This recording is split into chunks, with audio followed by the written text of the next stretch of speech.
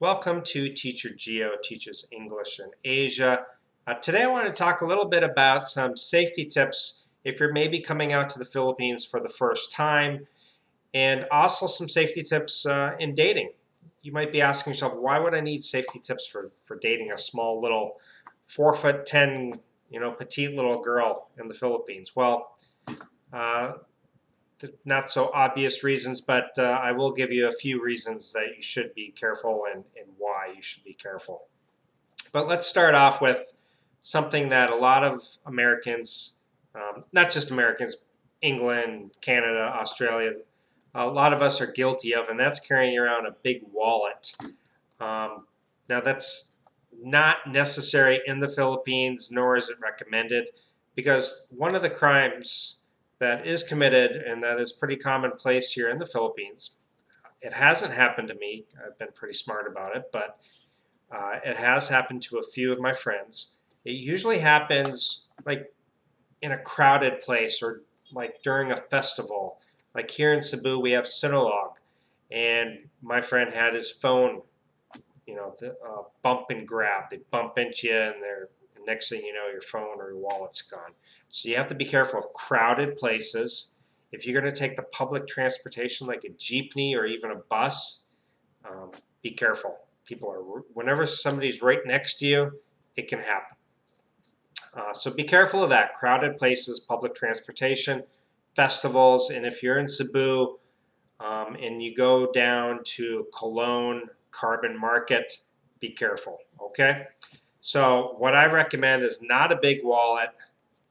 What I like to do is carry this just small little thing. It has room for maybe one or two, your ID and your credit card, and open it up and you could throw a little bit of cash in there. Now, I never carry more than I think I'll spend. So if I go out that day and I say, you know what, I'm probably going to spend $2,000 from eating and, I don't need to buy anything, but maybe I'll just go and eat and get a drink or something like that. So 2,000 pesos. And then I take that amount that I think I'm going to spend and maybe add another 1,000. There is no reason you need to carry your passport. Don't ever carry your passport. You can make a copy of it, a paper copy, and put that in your wallet, which is what I will do. And maybe I'll just keep my driver's license. One ATM card. You don't need all your credit cards with you. That's just something that's going to get lost. And a little bit of cash. So if you get if you get pickpocketed or somebody holds you up, you can hand them over your wallet. It's not the end of the world to replace your driver's license and a few thousand pesos and a paper copy of your passport. Your real copy of your passport is back in your hotel or your condo. The rest of your cash is in your condo. The rest of your credit cards are in the condo. You're safe. You can continue on your trip. It's a little bit of a headache, but life goes on. Don't have all your stuff in that one wallet and somebody pickpockets you or robs you and you're screwed. You've just lost your passport, all your credit cards. Now you need to ask family and friends to wire cash. You need to call your bank and your credit cards to stop the cards. So that's enough on that. I think you get the point. Number two is with your cell phone. Same thing. It's very commonplace to be pickpocketed. Honestly, what I do, I hold my cell phone in my hand, and I hold it pretty tightly. Nobody's going to try to steal it right out of your hand. They'd have to be pretty brave to do that. So I always hold it in my hand, or it's in my front pocket with my hand on it. My friend at the Sinulog Festival here in Cebu had it in his back pocket, didn't have his hands on it. Somebody bumped into him. Next thing you know, it's gone. Okay, so that's all I'll say about the telephone. Now, dating in the Philippines. Now, often girls will get this advice, and they will say, and the reverse is true too. I would tell a Filipina, don't meet a foreign guy in his condo or in his hotel for the first time. But I would also tell a foreigner that as well. If you've never met her, don't just invite them right to your hotel or condo. Meet them at the mall real quick. If you're looking for a fast girl, she's probably going to come back to your condo within an hour or a couple hours or after the end of the night, if that's what you're looking for.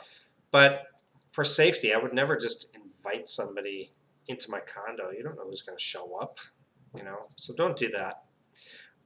Meet them in a public place and at a mall. You are in a foreign country. And also, if you're at the mall and you don't like her, or you don't like, because let's be honest, in the Philippines they use that selfie, and they know how to pose just right with that camera angle. They do the beautification mode on their phone. It takes all the blemishes. I've met girls here where on their profile, amazing, looked gorgeous like a supermodel. Showed up and it was not the same girl at all. And it probably was the same girl, but she did such a job with the filter. It looked like somebody different. And I just said, listen, here's some taxi fare. Here's a couple hundred pesos. I'm sorry, you're just not my type. Have a good night. She'll probably hate you. But, if they come straight to your condo, it's hard to, I don't know about you, but I'm not quite such a big asshole. It's hard to just say, okay, you're not my type, get out of here. But if you're at the mall, it's a little easier to do than when they're inside your condo or your hotel room. Okay, so that's lesson number one. Lesson number two, and this happened to a friend of mine. He just met a girl, and she wanted him to go home with her to meet her family, and it's in the middle of the night. It's at 11 p.m. at night. Luckily, he was smart enough to say, listen, I'm not going home with you. Here's a few hundred P. I called you a cab. Have a good night. Don't get into a cab and go to some poor, some girl's house in the middle of the night. You don't know what's waiting for you. I mean, you could be robbed and left for dead. Who knows?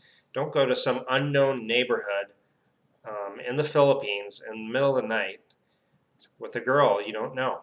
It's just not smart. During the daytime, sure, yeah, go meet their family. If you're really like this girl and you're serious about her, yeah, go meet her family. But if you just met her and you've known her for an hour or two and it's the middle of the night, don't go to her barangay. Next thing I'll say about that is if you're emailing or messaging back and forth from a dating app, you just met a girl, don't arrange, if you're coming out to the Philippines for the first time, to stay with her in her, at her house. You're not going to be comfortable. It's going to probably be a crappy bed. There's probably going to be no air con. You're probably not going to like the food. The conditions are not going to be what you're used to. And, they could steal everything you have and shove you out of the house, and you could call the police, and guess what? They're not going to listen to you. They're going to listen to them. You don't have any proof. You're just a foreigner in a foreign country. So don't do that. If you can't afford a hotel to stay in and you're coming out to the Philippines for the first time, then you probably don't have the money to come out. Okay, the next thing I will say is if you do meet a girl and you're inviting her to your condo, take your valuables and lock them away. Now, here's what I do. Okay, I have a little lockbox. You can pick them up really cheap. They're not expensive.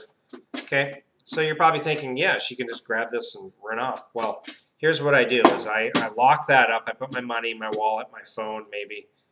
Probably not my phone, but my wallet and money, passport, all that stuff.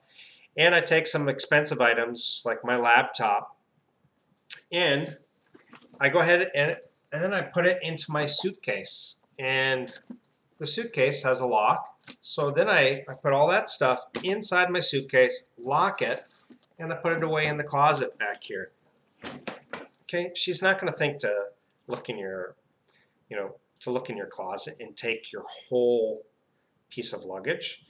It's going to be very noisy. She can't just sneak that into her purse. She's got to take a whole piece of luggage when she's leaving. She's not going to do that in the middle of the night. The other thing is if you stay in a condo or a hotel, there's security. And this is why I say if you have a condo and you have a girl coming over, make sure she has an ID and make sure she leaves it with security for that reason alone. She can't just walk out the door with your stuff. Okay, hopefully this was some good advice. And I appreciate you guys watching, and hopefully you picked up some tips and some safety advice. And if you like my channel, please subscribe to stay up to date with the latest content. And I will see you guys next time. Bye-bye.